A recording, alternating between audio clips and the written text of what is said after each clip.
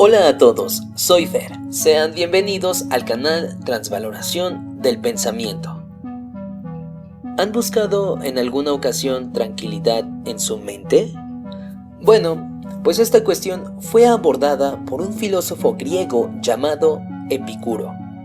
A pesar de que propiamente la noción de mente que tenemos ahora no se concebía como tal en su época, este pensador meditó acerca de qué era lo necesario para vivir de un modo ameno para el alma.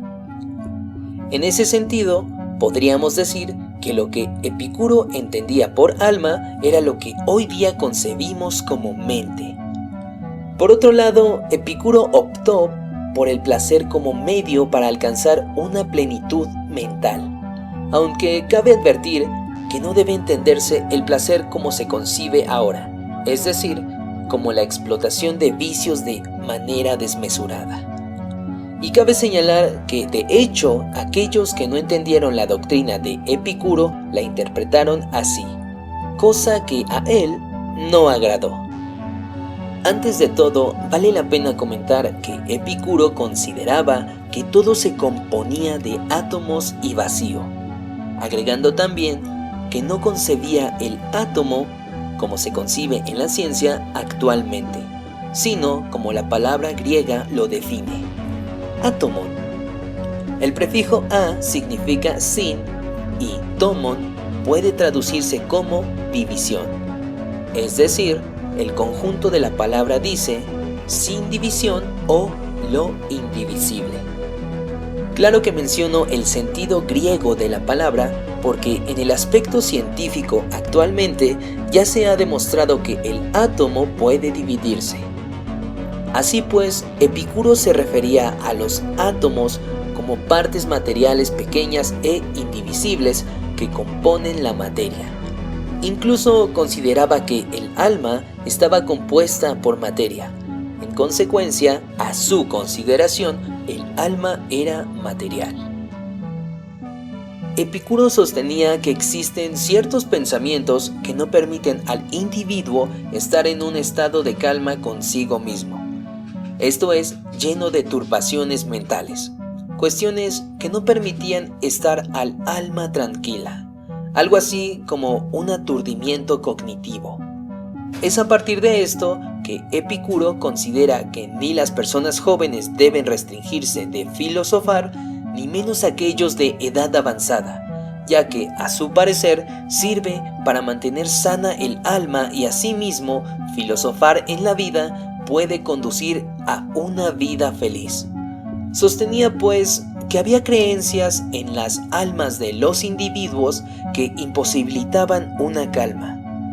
Por ejemplo, Epicuro consideraba que las creencias de que había seres divinos en el cosmos era una de las causas por las cuales la vida humana tenía incapacidad para ser serena, pues los que se persuadían de dichas conjeturas vivían preocupados por qué decidiría la divinidad o algún dios para su futuro.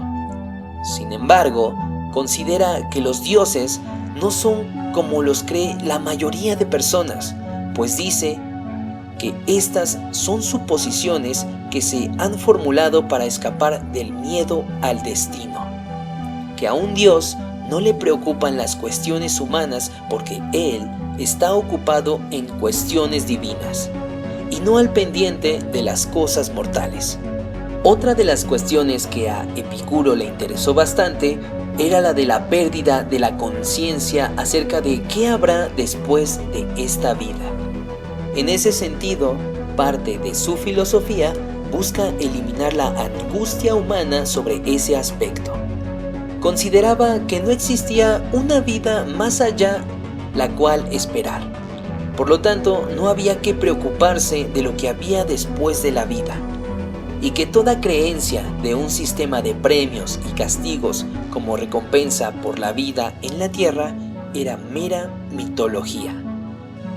En consecuencia, dejar esta vida no es nada para la humanidad, pues lo que es bueno y malo se encuentra en las sensaciones y después de la vida ya no hay sensaciones, sino que hay privación de sentir.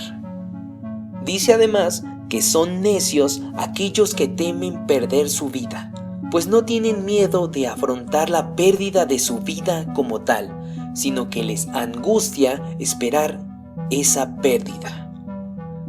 En conclusión, dice que dejar esta vida no debe ser algo temible, pues la muerte nada es para nosotros, puesto que mientras nosotros somos, ella no está presente, y cuando ella se presenta, entonces nosotros dejamos de ser.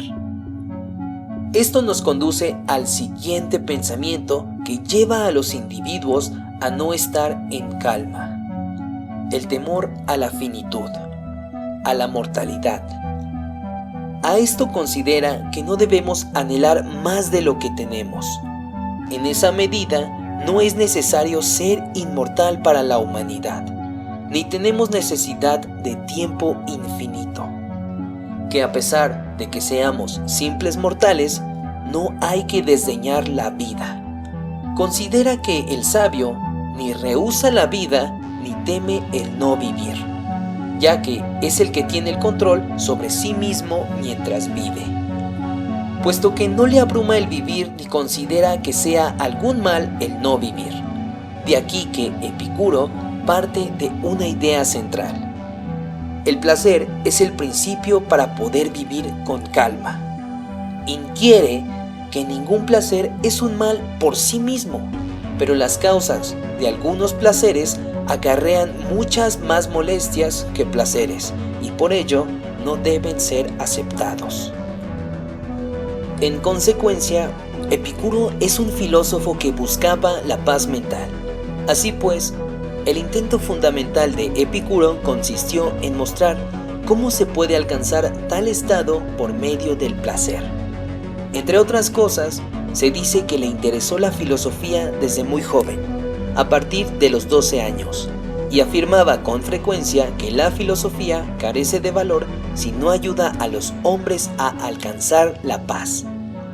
Es de ese modo que Epicuro consideraba el hedonismo como algo que debe ejercerse en la vida, entendiendo hedonismo como huir del dolor y acercarse al placer.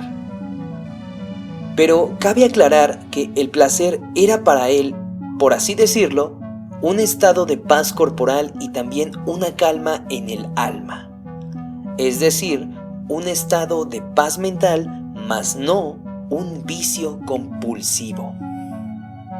Hay que recordar que para Epicuro el alma es material y no espiritual, y es a partir de esta hipótesis que consideraba que ésta no puede existir independientemente del cuerpo, es decir, que no puede tener vida por sí misma sin el cuerpo, y que cuando el cuerpo fallece, el alma también, pues sus átomos se dispersan. Y además, que es por medio del alma que se siente. Es en ese sentido que él justifica la imposibilidad de sensación y conciencia después de esta vida. Como se había mencionado, para Epicuro ningún placer por sí mismo puede ser sino un bien. Y cabe exaltar que eso tiene que ver por cómo define el placer, pues para él el placer es algo innato, pues desde que nacemos lo sentimos desde el momento en el que probamos el primer alimento. En ese sentido, da por supuesto que los hombres, al igual que todos los seres vivos, persiguen el placer y también evitan el dolor, ya que toda criatura desde su nacimiento busca estímulos y no dolores. No obstante, no considera que se deba hacer una ley moral a partir de la búsqueda de placer. Hay que recordar que para el griego nosotros estamos compuestos de átomos, y es de ese modo que en términos físicos explica el placer como un movimiento apropiado de los átomos, un desplazamiento calmado y sereno en el interior del cuerpo. Pero si estos átomos son perturbados y se hallan en movimiento desenfrenado, entonces sobreviene el dolor. En conclusión, el filósofo consideraba que hay una relación en el placer y dolor con respecto a nuestros átomos. Epicuro indica que, a pesar de que él considere el placer con alta relevancia para la vida humana, no se refiere a un disfrute efímero, o sea, poco duradero, sino a la liberación del dolor del cuerpo y al alejamiento de cualquier tipo de inquietud o turbación mental. Pues dice que no son las mejores bebidas, ni los gustos corporales más desenfrenados, ni los mejores manjares aquello que produce un mayor placer, sino hacer elecciones para la vida con amplio razonar y desterrar de sí opiniones o pensamientos que producen confusión e inquietud mental.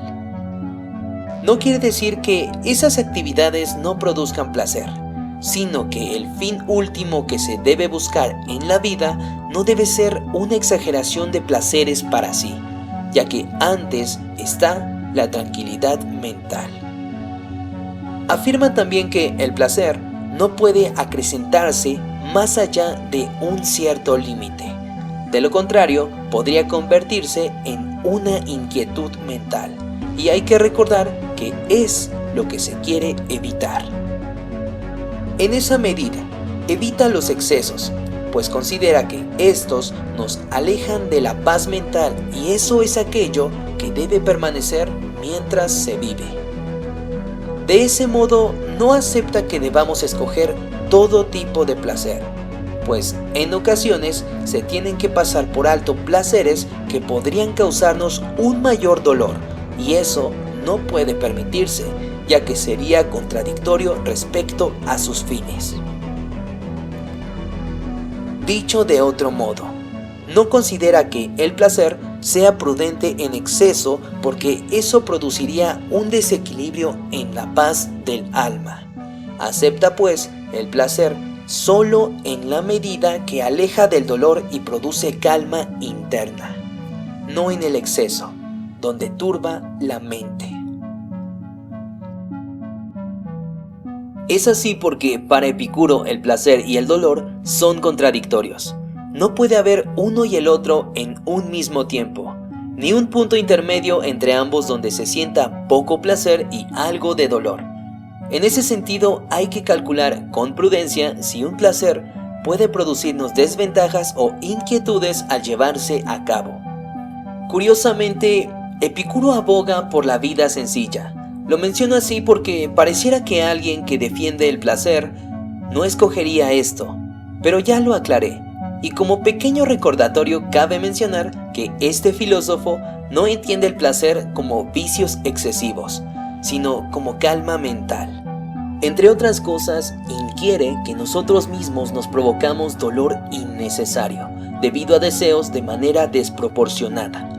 Así pues, aquellos que buscan placer en los lujos, es probable que hayan sufrido dolor innecesariamente, ya como consecuencia directa de una vida suntuosa o por inhabilidad o imposibilidad de satisfacer sus deseos. Epicuro como ejemplo indica lo siguiente: los gustos simples nos dan un placer igual al menú de un rico.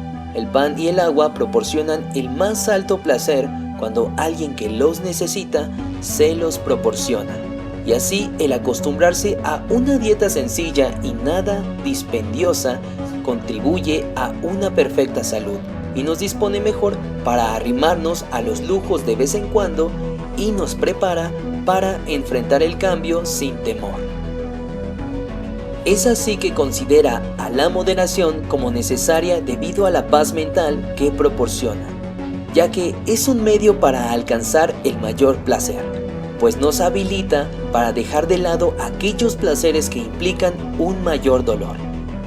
Así pues, el mayor bien, o sea, la prudencia, enseña que no es posible vivir plenamente sin vivir prudentemente, razonando una buena elección en la vida.